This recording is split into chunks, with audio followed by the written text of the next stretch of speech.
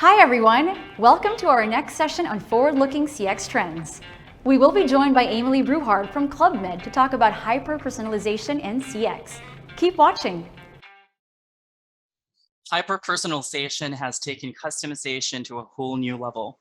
With the ever-changing behaviors, needs, and expectations of customers, companies are compelled to up their game to relentlessly create highly customized and well-targeted experience for each of their customers.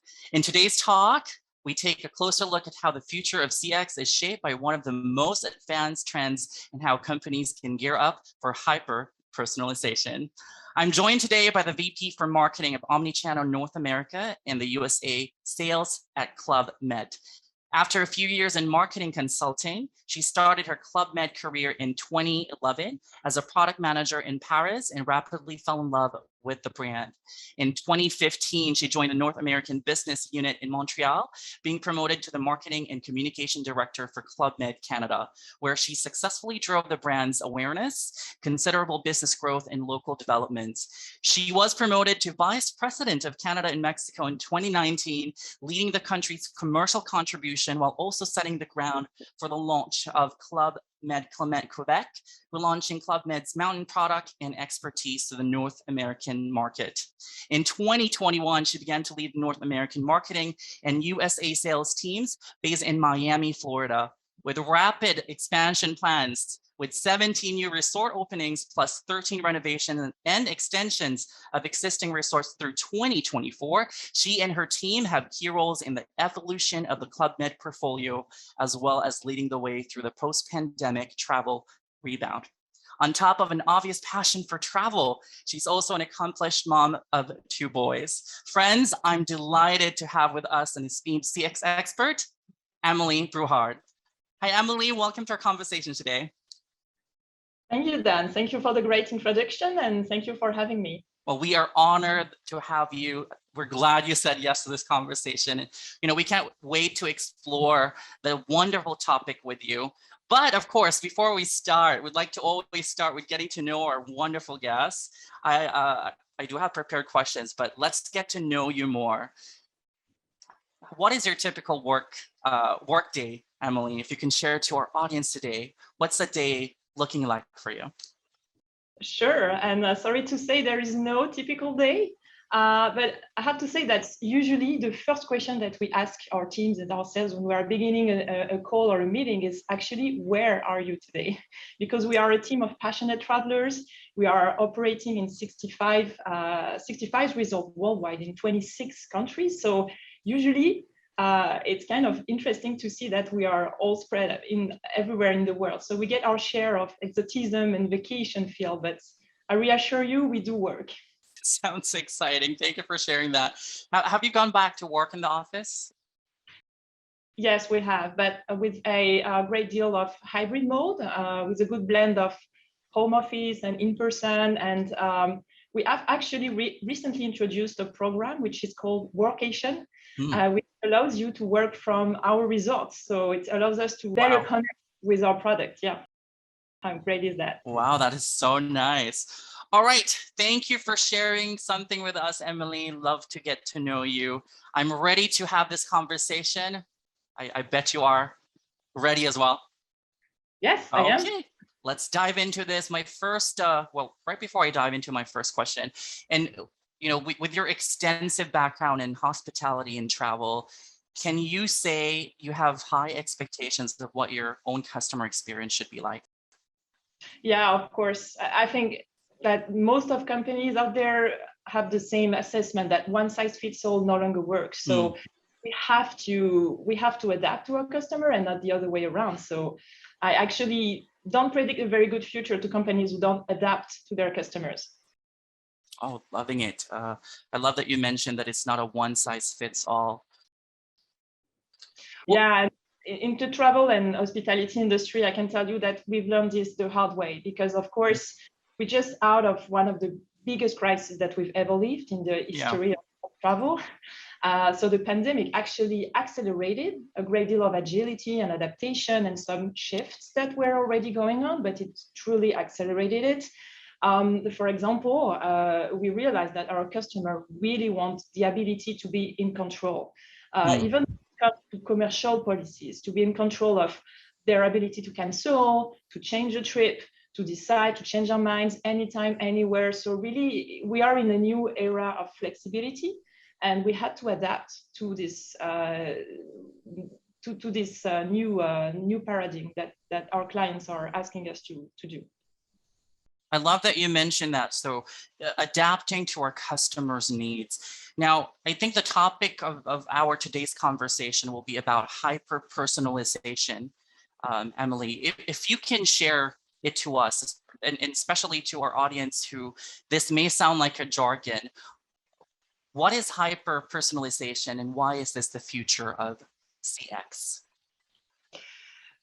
Well, personalization to be able to talk to your customer in a specific way. But I would say that hyper-personalization is really to make them feel special, to make them they are understood by the brand, and that there is really for them that the brand is actually so knowledgeable about who they are, so that they don't even feel it, they don't even realize it. So yeah, as I told you before, I think that it's really the future. It's the way to go for every company out there, because the client expects to have their answers anywhere, anytime. And once again, they will value brands and really feel that there is a benefit for the brands in terms of how they feel close to the brands if they are understood by them. So I really feel that it enhances your emotional benefits for the brand. It's not only a question of having a better conversion, it's also a question of really nurturing loyalty for your customers. Love those points, Amelie. Second question, why is it a key customer experience component, and how does it enhance the customer experience? I can give you some examples on how we strategize today at Club Med, the personalization all along the customer journey, because it's really the framework that we use. We are looking at the customer emotional curve when they are planning their stay, the dreaming phase, when they are booking with us, the purchasing phase, and then when they are living the experience. So all along this booking curve, we are actually trying to enhance their experience with us. And most of our clients actually are first timers. We have 65% of our clients which are new clients. So it's so important for us to create the best impression when we are working with them at all steps of the way. So let's start by the dreaming phase, when they are planning their journey. They are researching on our website, they are looking at online reviews, they are getting inspired by social media. I mean, who hasn't searched and dreamed about their next vacation during the pandemic? So at that time, the key here is really to engage in the dream of your customers. So, and it all comes with the content, pushing the right content to the right profile. So for example, if you're a couple and you're looking for your next romantic getaway, you don't want to see pictures with kids everywhere. And on the other hand, if you're a family, you want to know all about our family accommodation, kids clubs, products that they're going to be able to experience as a family. Then on the booking phase, when they're actually purchasing their stay, there's a lot of ideas and very simple things. For example, if you're a loyal customer, you're known by the brand, we pre-fill your information on the website, and on 3 clicks, you can book. But also if you're looking for extra information, like for example, let's say you're looking at a specific product on our website, you're looking for a mountain vacation, a ski vacation in the Alps. It's kind of a specific product. So you want to have that extra little information and you want to speak to someone. You will see a telephone number on the website, which is going to actually match you to the sales agent, which is an expert on that product, which has lived the product, which is knowledgeable about the mountain. So we have those smart routing techniques to be able to really personalize the booking journey also, and to give them the right information at the right moment. And then the last phase of the customer journey, it's actually when they leave their experience on site, when they are in resort. If they are a new customer, a few days prior to their arrival, they will receive some extra information to be able to understand the specificity of the product, the Club Med lingo, and to be able to to introduce them to the brand. And also when they arrive, sometimes they have a bracelet of a different color. So our teams know how to address them. They know how to speak to them as a new customer. So once again, the key here is that at every step of the way, to have a dedicated strategy so they have the impression that they are understood by the brand at every moment. I love what you shared. I was writing several things, smart routine, and you know, with service now, the biggest competitive differentiator. What I take from what you shared, Amelie, is that it's just no longer enough to provide efficient or even tailored service. I think what today's customer expect is an increasing level of personalization and would actually choose to buy from brands that are able to tune to their specific needs. Love it. Let's talk about challenges, Amelie. Are there roadblocks for brands and how can companies actually overcome these? Yeah, for sure. It's not an easy journey. The first roadblock that we encounter is actually also one of the biggest assets of the company. It's our international footprint. We are operating in 26 different countries. So sometimes it's a great asset because we can observe, we can look at what's happening, the trends in Asia, trends in America, and nurture great innovations because we have roots in many parts of the world. But when it comes to data, it also means that we have to deal with 26 different sets of data privacy and laws and regulations. So that's a lot. Yeah. So that's always a struggle because it's very hard to harmonize and to have very worldwide strategies. Sometimes you have to be also very local oriented.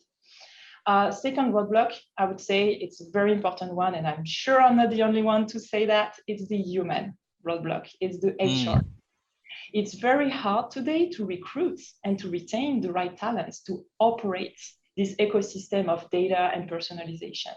And I can tell you, we are a hospitality and travel industry. We are not a technology industry.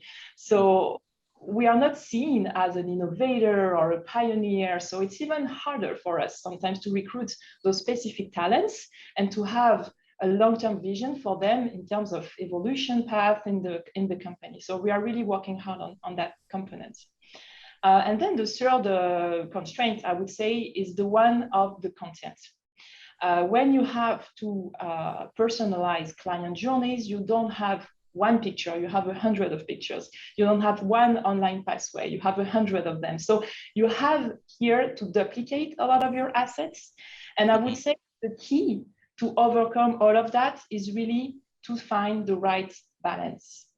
Because hyper-personalization is infinite. You can always do better. You can always do more. So the idea is really to quantify your objective, to quantify what is the lift on conversion, let's say, that you want to achieve. You can A/B test. There is a lot of strategies to really make sure that you are on the right track, but not to get lost into the hyper optimization, because the important thing is that your customer will not notice that they are actually targeted in a specific way, but you have to find your right balance. Thank you. And as you said, not an easy journey, and it's finding the right balance. And I think as services are definitely going to be more personalized and it becomes the norm, you mentioned this, brands would really need to evolve to keep up. Amelie, you mentioned quantify your objectives. Let's now dive into measurement. What is the best way to measure the impact to CX? Well, there's some very pragmatic ways to measure the impact of personalization of your customer experience. The first one is, of course, conversion, additional business. When you are talking to your clients in a specific way and they feel engaged and they convert better. So that's the first thing. Second, I'm a very big believer in also the capacity of personalization to upsell. Higher average basket. That's really something we observe when you know that you are talking to your customer who is a family, who is interested by kids clubs, you're going to sell them the family experiences. When you know that your customer is, let's say, a sports person, they are interested in yoga. then you're going to push them at the right moments, the spa packages, to really have a personalized way to live the experience after. So really, once again, I think that the personalization strategies really allows you to and data is a very important proponent of this, right? As you kept mentioning. Yeah. Okay. I love that. Well, obviously, this is the way to go now. You mentioned earlier, this is the future. But how can hyper-personalization help in making CX more unique and not just seamless? I guess my question is, are there main ingredients? Is there a secret sauce that would lead to effective hyper-personalization? I wish we had some insider secret sauce, but I would say that first of all, being seamless is already a good goal. Huh? I've said it before, but at Club Med, we are not pioneers or innovators in hyper-personalization. We come from very far. But we have one thing which is very precious, is that we have a lot of data. We've been sitting on the gold mine of data for years. We are collecting data at every step of the way, in resort, during the sales process, in many, many different ways. And we have an advantage, which is that we are managing our distribution mostly indirect. So we know our customers. And today we are currently in this shift from segmentation, like creating pools of customers and trying to personalize, etc., to hyper-personalization and to have one strategy per customer. We are in this shift. I won't say that we have achieved all of it, but we are in this shift. One of the most advanced example that I can give you is that right now we are trying to put in place some lead scoring strategies. So through algorithm and artificial intelligence, we are trying to extract from our customer database their feeling and their hotness on where they are in their customer journey to rebook.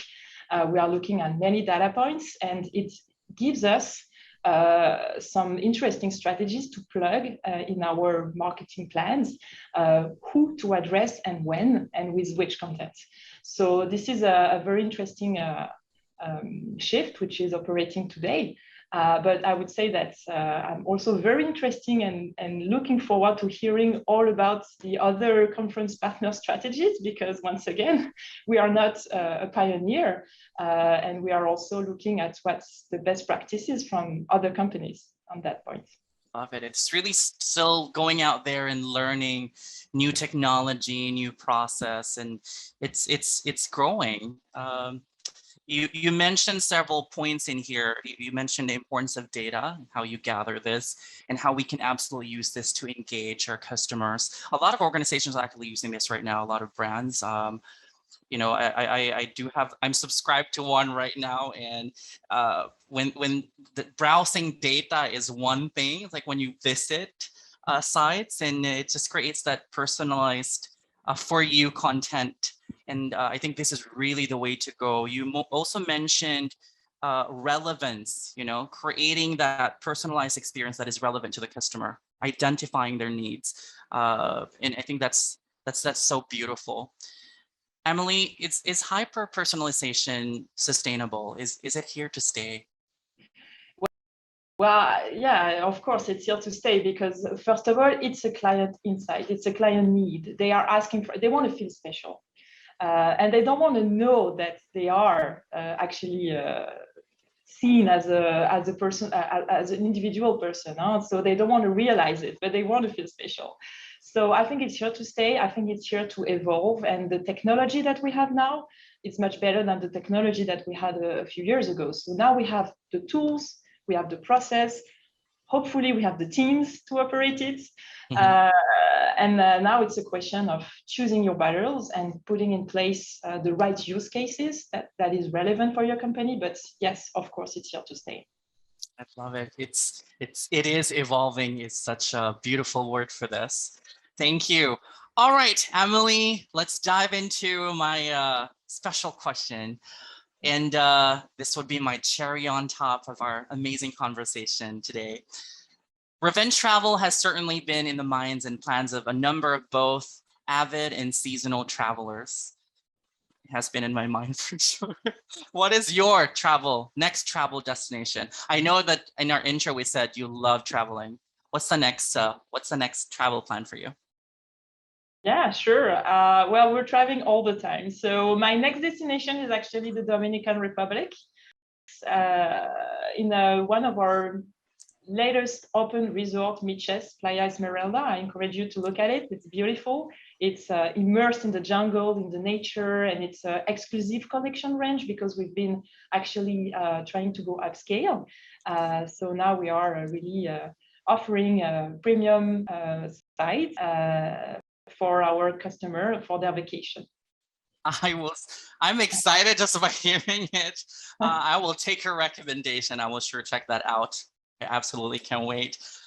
Amelie, I appreciate our conversation today. And as a CX practitioner myself, I've absolutely picked up great insights from our talk.